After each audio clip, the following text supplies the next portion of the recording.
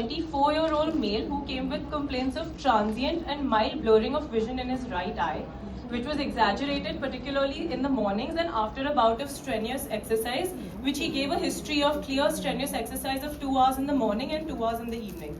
There was nil relevant systemic history of any or of any allergy and trauma, and he was diagnosed elsewhere as an ocular hypertension or juvenile onset open-angle glaucoma, for which he was started on anti-glaucoma medications. But as his symptoms were not improving, he came for a second opinion. So on ocular examination done on slit lamp, the anterior chamber was unremarkable, and the intraocular pressure on undilated evaluation with Goldman applanation tonometry in the right eye was 30 mm of mercury, and on dilated evaluation it turned out to be 36 millimeters of mercury, and in the left eye on undilated evaluation it was 16, as well as on dilated evaluation it was 16 millimeters of mercury.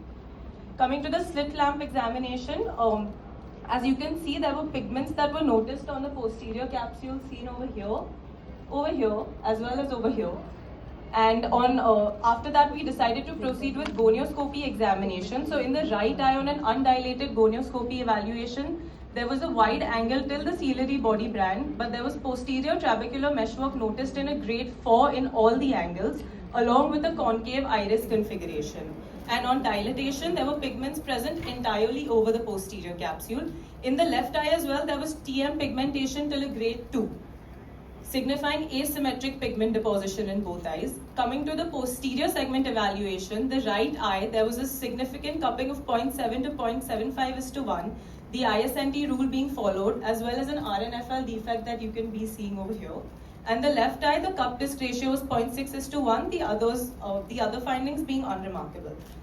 Then we decided to proceed with an anterior segment OCT, where you can see a clear concave iris configuration in the right eye, which is indicative of a reverse pupillary block, and the left eye being unremarkable. Coming to our Humphrey field analyzer perimetry was advised, where both the eyes, the visual field index was 100%.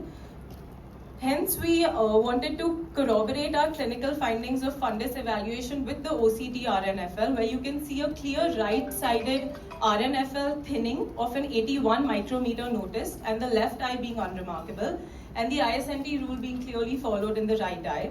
So our clinical findings were corroborated, and we gave a diagnosis of a unilateral right eye pigmentary glaucoma. So starting with his management, we firstly considered lifestyle changes of reducing his exercise to 1 hour every day.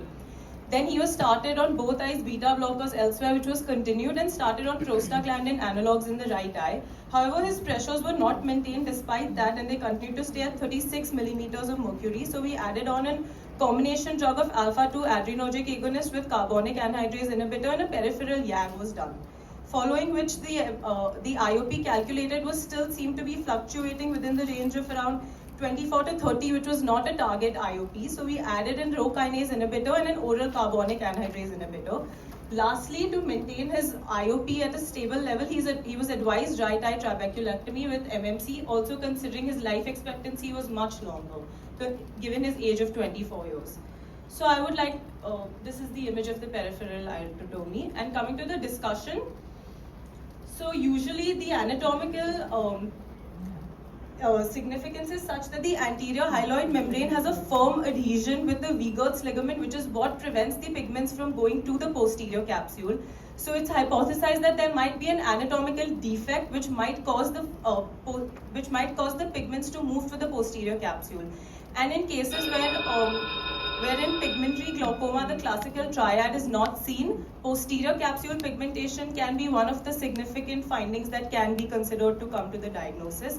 Hence, this I would like to conclude on my topic, speaking of the heavy stress that needs to be put on a thorough clinical examination before you would probably give this as a conclusion of maybe a uveitic glaucoma or a traumatic glaucoma. Thank you.